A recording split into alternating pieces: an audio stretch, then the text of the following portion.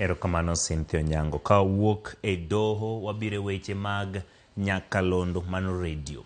Odiochieng' ma kawuono ma piny ngimane hingo odiochieng' nyakalondo kiyango kang' mosego e chiwo puonj kod moro oganda. Jofwambo kaachiel kod riwruoge mopogore ne obiro kanyakla mar yango odiochieng'ni ka bende gihinge kendo gidhiale. Nyasi ma kawuono thor wach ne en rango kenge mosetigo gi nyakalondo ji weche ber aluora to chutho kaluwore gi lokruok mag kor lwasi ma bende sani okwako piny mangima. Joja oko mioler. Nyakalondo mar Ramogi ne okawo ng'ala manyime mar dhialo odiochieng' nyakalondo mane yango e piny mangima e odiochieng' ma kawuono ni.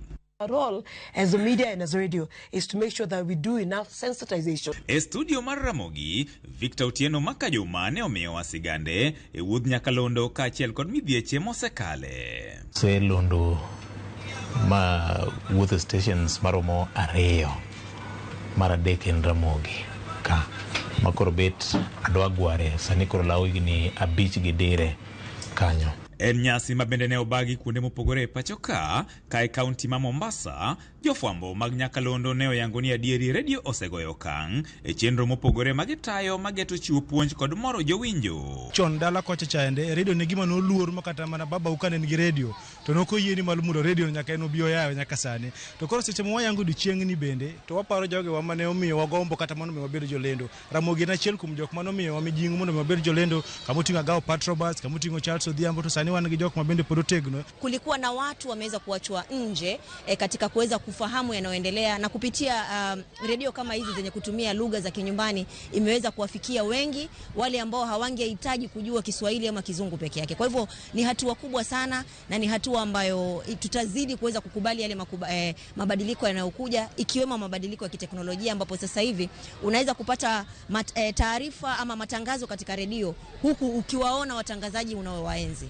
Thor wach e odiochieng' ma kawuono ni ne en mano mar tiyo gi nyakalondo e weche mag rito alwora to chutho e kinde ni malokruok mag kor lwasi kelo midhieche mathoth e piny mangima. Ng'enyne akelo ga jolony weche mag alwora mabiro puonjowa ni to koro sani koth dwa chwe mang'eny ang'o monego bed ni watimo.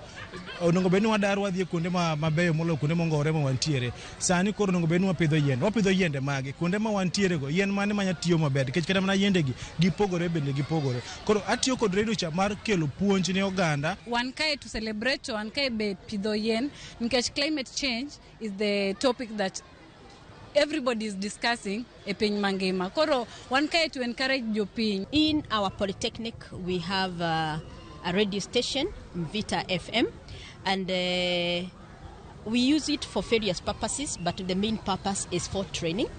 But we also sensitize our community in so many areas.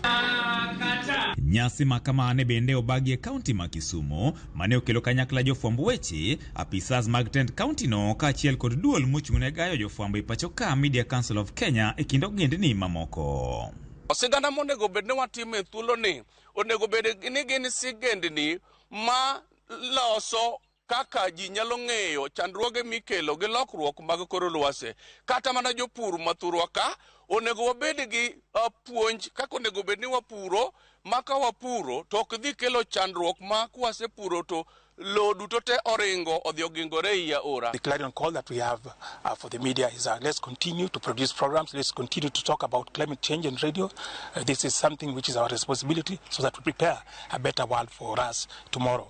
We also want to challenge the county government of Kisumu and the other county governments to work with the media towards achieving this. Media Council of Kenya will continue building the capacity of journalists.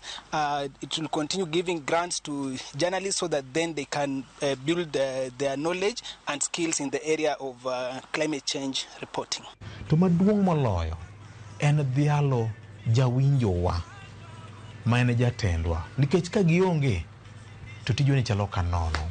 Happy World Radio Day ne joerate mag Ramogi FM kar chuny Nyaluo. George Aoko, Ramogi TV.